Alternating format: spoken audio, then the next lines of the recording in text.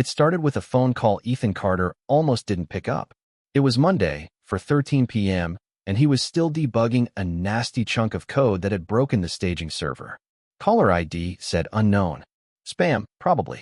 But something, maybe the stillness in the room, maybe the way the afternoon light fell flat across his keyboard, made him answer. Mr. Carter? This is Amanda with First West Bank. We're calling to confirm some final details on your mortgage. Ethan blinked. Mortgage? I think you have the wrong person, he said, still half distracted by the log errors streaming on his second monitor. Amanda read off his full name, then his social security number, then his date of birth. Every syllable sliced cleaner than the last. We have you listed as the primary borrower for a property in Tucson, Arizona, she continued. Address, 1874 W, Glenview Drive. The loan was finalized 8 months ago, $470,000. That's when the hairs on the back of his neck stood up. Tucson. He'd never been to Tucson. Never even driven through it. You're telling me I have a $500,000 house and estate I've never set foot in? Amanda paused. Mr. Carter, this is a recorded line. I can verify that the application was submitted under your name, using income and tax documentation matching your employment at Pavora Systems.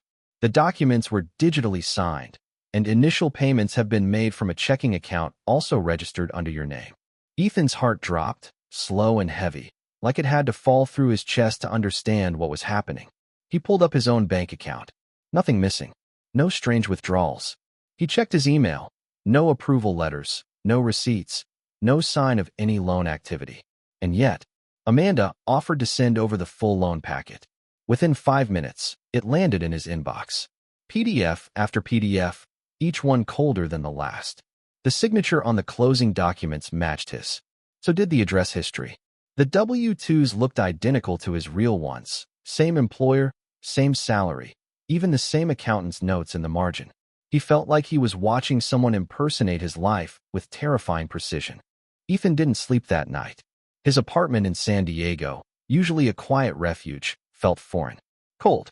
As if the floor beneath him was no longer his, just like his name no longer was. He sat at his kitchen table until dawn, the blue light of his laptop washing over his tired face, eyes locked on the folder of forged documents Amanda had sent.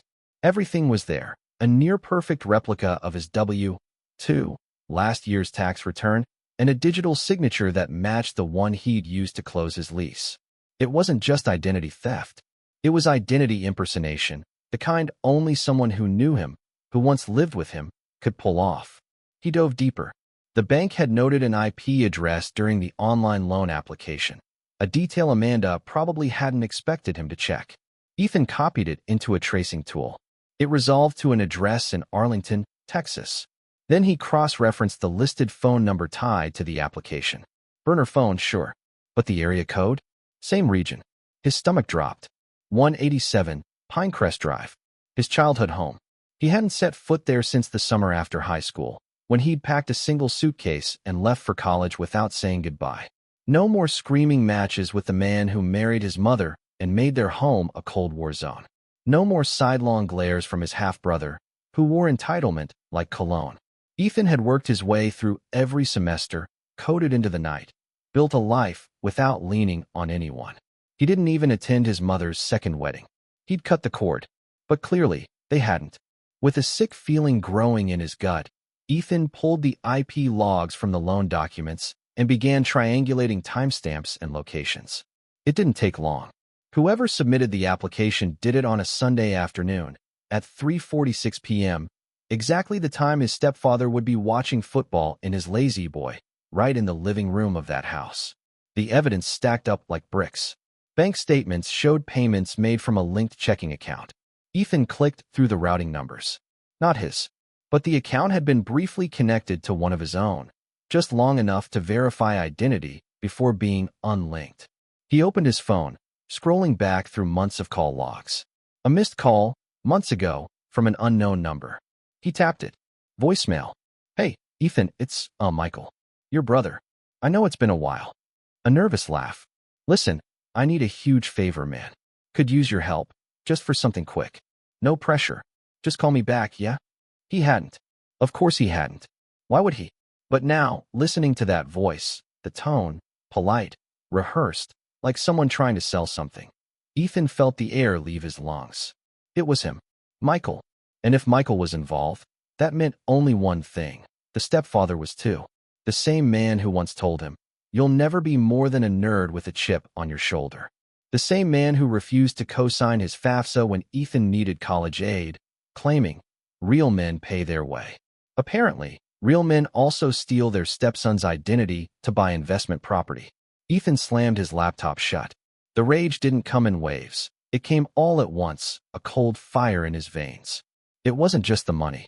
It was the audacity. He had erased himself from their world, gone silent for over a decade, and still, they reached into his life like nothing had changed. Still saw him as something they could use. Like they owned his name, his credit, his past. They thought he wouldn't notice.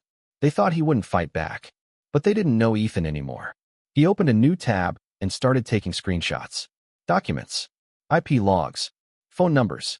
Then, he created a folder. He named it Reckoning. This wasn't going to be a civil phone call. This wasn't going to be a family discussion. It was going to be war. It wasn't just the house. That was the first gut punch, yes. But what came next was a slow, suffocating collapse of everything Ethan thought was secure. Every hour he dug deeper, another crack formed in the illusion of control he thought he had over his own life. The $470,000 loan had been approved and disbursed nearly 8 months ago. They'd been living in that house, his house, in Tucson all this time, hosting birthday parties, barbecues, holidays, all under a roof he unknowingly paid for. And it wasn't just the mortgage. 3 credit cards, opened under his name, all maxed out. Over $40,000 in debt, spread across purchases that included new appliances, electronics, even a payment to a private landscaping service. Ethan stared at the itemized list from the credit bureau. A $2,300 sofa, a smart fridge, a Peloton, each line item like a slap in the face. He felt nauseous. How long had this been happening? He scrolled through Michael's Instagram, which he hadn't bothered to look at in years. The second post down stopped him cold. A photo of Michael standing in front of the Tucson house, grinning like a man who'd just won the lottery, his arm around their stepfather. A welcome doormat still half rolled from shipping. Caption, "Hustle and heart. Our new beginning. Hashtag family first, hashtag earn not given." Earned. Ethan's fingers curled into fists. He had stayed quiet when they belittled him for leaving. When they told him he was selfish, cold, ungrateful. He hadn't said a word when they cut him out of family holidays, when they sold his childhood books in a garage sale, when they said he thought he was better than them. He had stayed quiet when his mother stopped calling. But this was war. He drove overnight to Arlington, 12 hours behind the wheel, fueled by nothing but gas station coffee and fury. When he pulled up to the house, that house, the porch light was on. Someone had hung a wind chime by the door. A garden gnome smirked at him from the front steps. He rang the doorbell. It was his mother who opened it. Hair shorter, a little grayer, but the same soft eyes that once kissed his forehead goodnight. For a moment, she looked surprised. Then something else crossed her face. Discomfort? Guilt? Hard to tell. But she didn't look shocked. "Ethan," she said, like he was a ghost she'd half expected to haunt her. "We need to talk," he said. No hello. No hug. She stepped aside, silently. The house smelled of fresh paint and lavender. Clean. Renovated. The air conditioning hummed low. Ethan noticed the custom backsplash in the kitchen, the new floors. The dining table set for 4, like they were expecting guests. They sat. He opened his laptop and started showing her the files. The loan. The credit cards. The IP logs. The signatures. The timeline. She didn't deny it. Not once. When he was done, he leaned back, staring at her in disbelief. "Why?" he asked. Voice low, shaking. "How could you let them do this? How could you do this?" She looked at him then, not with shame, but with something far worse. Rationalization. "You have money, Ethan," she said quietly. "You live in California. You have that job, that company, your own place. You're not hurting." He couldn't believe what he was hearing. "You stole my identity," he said, voice cracking. "You lied to a bank. You ruined my credit. Do you understand the legal fallout of this?" She looked away. It was just a little help. For the family. Michael's had a hard time finding work. And your stepfather, his back's not what it used to be. I was just borrowing. For the good of all of us. Ethan stared at her like she was a stranger. I didn't leave home to escape poverty, he said. I left to escape you. The guilt. The manipulation. The way everything I earned was somehow never mine. She winced at that. But still, no apology. No tears. Just a shrug, as if she'd done him a favor. And that's when he knew. This wasn't an accident. This wasn't desperation. It was entitlement, plain and sharp. They hadn't stolen from him because they needed to. They'd done it because they believed they had the right. He stood. I'm pressing charges. Her face finally broke then. Into horror, disbelief. Ethan, no. Don't. We're family. He looked at her for a long time. So were you. Once. And with that, he walked out of the house that bore his name, but not his heart. Ethan stood in the doorway, his hand still gripping the frame, his body stiff with disbelief. The words his mother had spoken were echoing in his mind, each one more hollow than the last. We're family, Ethan. We just needed a little help. The phrase had barely registered before his rage took over. How had it come to this? How had he become nothing more than a tool, a name on paper, a credit score to be exploited? There was no apology, not even a hint of remorse. His mother's face, once soft and familiar, now seemed like a mask. The woman who had once hugged him close and told him that family meant everything now stood before him as a stranger. A stranger who saw him not as her son, but as a means to an end. The realization hit him like a punch to the gut. They didn't think they were wrong. Not in the slightest. He had been reduced to a number, to an asset. A good son, a reliable credit score, an opportunity to be exploited without a second thought.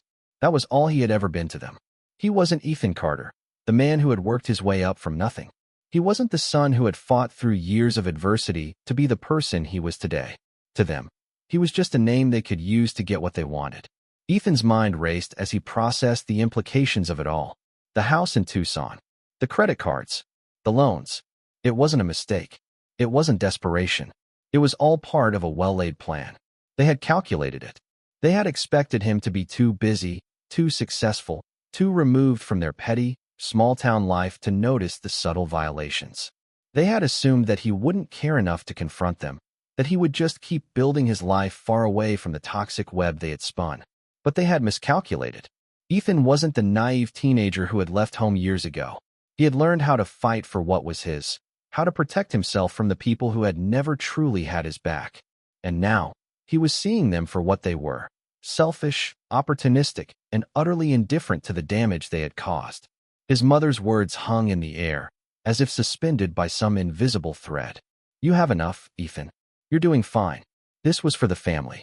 But Ethan couldn't shake the feeling that she was trying to convince herself more than she was trying to convince him. She hadn't been looking out for the family. She had been looking out for herself and for Michael. For years, he had watched her sacrifice him on the altar of convenience, prioritizing the needs of everyone else over his own. Ethan took a step back, his mind now a whirlwind of anger and betrayal. His mother's words had been a form of manipulation, a plea for him to let it slide. She didn't even see the depth of the hurt she had caused. To her, it was just another family matter, another way of keeping up appearances. And the worst part? She truly didn't believe she had done anything wrong. There was no guilt in her eyes. No shame. Not even an ounce of regret. She looked at him like he was the one overreacting, the one who didn't understand the bigger picture. Ethan's hands shook as he closed the door behind him. He had come there to confront them, to demand answers, but the silence that followed his departure spoke louder than any words they could have said. The truth was clear now. They didn't care about him. Not as a son. Not as family. He had been nothing more than a tool to them, an easy way to climb higher. They had never seen him as their equal, as someone with real dreams, real struggles. They had seen him as a way to pad their own comfort. And in doing so, they had ripped apart the last shred of trust that Ethan had ever held in them. In the end, it was almost easier to accept the truth now than to keep holding on to the illusion of family. They hadn't betrayed him because of desperation or fear. No, they had betrayed him because they didn't think they could lose him. They thought they could take from him without consequences. That was their fatal flaw, and it was one he would never forgive. Ethan took a deep breath, his mind already racing ahead to the next steps. He would fix this. He had to. Not for them, but for himself. They might have stolen his identity, his trust, but they hadn't stolen his spirit. And that was something he would never let them have. As he walked back to his car, his phone buzzed in his pocket. He ignored it at first, too caught up in the wave of anger still coursing through him. But then he saw the name on the screen. Michael. A wave of nausea hit him as he answered the call. Ethan, hey man, I just wanted to talk. About what's been going on. Ethan's grip tightened on the steering wheel as he cut him off. I know what you did. There was a pause on the other end. You don't understand, Ethan. It wasn't like that. Oh, I understand perfectly, Ethan snapped. You used me, and I'm done. He hung up before Michael could respond, leaving the weight of his words hanging in the air. No more lies. No more pretending. From here on out, Ethan was taking control of his life. He wasn't going to be their good son anymore. He was going to make them realize that they had messed with the wrong person. Ethan's anger had morphed into something far darker now. With his heart pounding, he meticulously collected every shred of evidence: bank statements, emails with forged signatures, IP addresses, and login history from his bank accounts. Each document painted a clearer picture of betrayal, a treacherous plot carefully constructed over months. But he wasn't going to let it slide. No, he wasn't just angry anymore. He was determined. Every fake transaction, every false signature would be his ticket to justice. The weight of it all, the depth of the deceit, it all hit him in waves. His family, the ones who should have been his support, had turned on him for nothing more than their own greed. His mother, once the source of his comfort, now stood as a symbol of everything he had lost: trust, respect, and most painfully, love. But the betrayal was more than just financial. They hadn't just stolen from him. They had stolen his identity, his dignity. Hiring a lawyer was the next logical step. Ethan's gut told him he had to act quickly before they could do any more damage. The lawyer was a bulldog, fierce and relentless, and together they prepared the case: identity theft, financial fraud, falsification of federal records. The charges were harsh, but necessary. The truth had to come to light, no matter how much it hurt. Ethan wasn't sure what would hurt more: their lies or his decision to tear his family apart. But it had to be done. The trial was a blur. The courtroom felt cold, sterile, yet the air was thick with tension. When it was over, the sentences came down hard. Ethan's younger brother, the one who had always been the golden child in their mother's eyes, was sentenced to 8 years in prison. It was as though the court had ripped away the veil of favoritism that had always protected him. His stepfather wasn't spared either. He was handed a hefty fine and was barred from using any credit for the next 15 years. But it wasn't just the punishments that stung. It was the realization that none of them would ever understand. His mother didn't even shed a tear. When Ethan confronted her, his voice low and simmering with emotion, she simply looked at him, as if there had been no betrayal, no wrongdoing. She spoke in that same calm, detached tone that always grated on his nerves. You have enough money, Ethan, she said, eyes unblinking. I only took what was necessary to make sure we could live better. Ethan felt his blood run cold. There was no apology, no regret, not even a hint of remorse. It was as though, to her, he wasn't a son anymore. He was a means to an end, a tool to ensure their comfort. The world he thought he knew had fractured irreparably. His heart broke, not because of the legal battles or the loss of money, but because he realized the truth. To them, he was never family. He was just the guy with good credit, a reliable source of funds to be exploited until the well ran dry. He wasn't Ethan Carter, the son, the brother.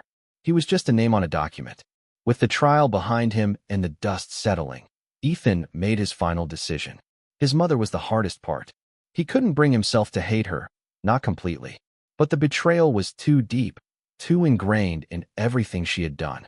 Ethan cut all ties. No more calls. No more visits.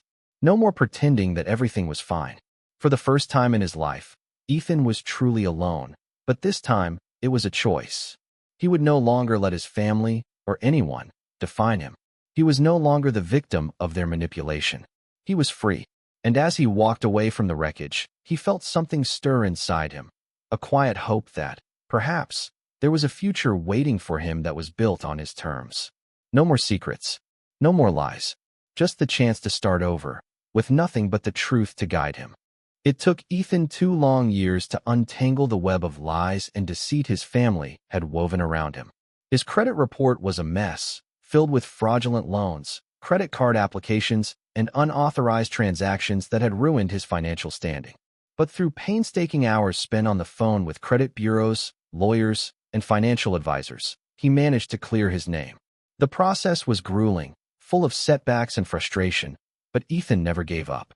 He kept his head down, held on to his job, and quietly worked to rebuild the life his family had stolen from him. As the months passed, Ethan began to realize something profound. He had spent his entire life seeing his family as a support system, a place where he could always return, no matter how far he strayed from the path. But now, that illusion had shattered. His parents, particularly his mother, had shown their true colors. They didn't see him as a son, a brother. He was just a means to an end, a tool to be used for their own gain. They had betrayed him, and worse, they hadn't even felt the slightest remorse. Not a single apology, not even a hint of guilt. They saw him as the good son, the one with the perfect credit score, the one who could be exploited without consequence. One evening, after a particularly grueling day of legal work, Ethan found himself browsing through Reddit, seeking solace in the anonymity of the online world. He shared his story, not for sympathy, but to warn others of the dangers of blind trust, especially when it comes to family. The post quickly gained traction, resonating with people who had faced similar betrayals. In no time, Ethan's story spread across various forums, catching the attention of a major podcast focused on personal empowerment and financial independence. The host of the podcast, a well-known figure in the personal finance world, reached out to Ethan with an invitation to come on the show. They wanted to hear his story, the real story, about how his family had destroyed his financial future, how he'd fought back, and ultimately, how he had come out stronger on the other side. Ethan hesitated at first, unsure if he was ready to relive the pain. But then he remembered something his lawyer had told him. "You've been through hell, Ethan. But this could help you heal, and help others too." When Ethan appeared on the podcast, he was honest, raw, and unapologetically vulnerable. He spoke of the betrayal, the heartbreak, and the long, lonely nights spent rebuilding his credit, his identity, and his sense of self-worth. He told listeners that the hardest part wasn't the legal battles or the financial recovery. It was realizing that the people he'd trusted most were capable of such cruelty. "The hardest thing to accept," Ethan said on the podcast, his voice steady but heavy with emotion, "was that my family didn't think they'd done anything wrong. My mother didn't even understand why I was so angry. She just said, 'You have money, Ethan. You don't need it.' We do, but that's not the point. The point is, family isn't supposed to use you. They're supposed to protect you. And when they don't, it hurts." But what hurt even more was realizing that they didn't care. The response to Ethan's interview was overwhelming. People flooded the podcast comments, sharing their own stories of betrayal, some from family, others from friends, and many from people who had experienced similar financial fraud. It was clear that Ethan's story was resonating with people in a way that nothing else could. He wasn't just talking about money. He was talking about trust, about how we allow the people closest to us to shape our perceptions of ourselves, and how dangerous it can be when those people turn out to be the ones who harm us most. After the podcast aired, Ethan found himself in a position he had never expected. People saw him not as a victim, but as someone who had risen from the ashes of his own devastation. He had turned his pain into power, and in doing so, he had become an inspiration for others who had suffered similar fates. He began receiving messages from people all over the world, thanking him for sharing his story and offering their support. And yet, even as Ethan's voice grew stronger, his relationship with his family continued to deteriorate. His mother sent him a few text messages over the months, but they were always manipulative, always self-serving. She never acknowledged the depth of her betrayal. Finally, Ethan made the painful decision to cut her off completely. There would be no more chances, no more attempts at reconciliation. "Family used to be the one place I thought would always have my back," Ethan said in one of his Reddit posts, reflecting on everything he had gone through. "Now it's not. But that's okay. I'm okay. Because I know I didn't do anything wrong by protecting myself. I didn't betray anyone. I saved myself." In the end, Ethan didn't just recover from the financial and emotional toll of his family's betrayal. He emerged from it stronger, wiser, and more resilient than ever before. His story had become more than just a cautionary tale. It had become a symbol of personal empowerment. And in the process, Ethan Carter had become the kind of person who could inspire others to protect themselves, to value their own worth, and to never allow anyone, not even family, to take that away from them.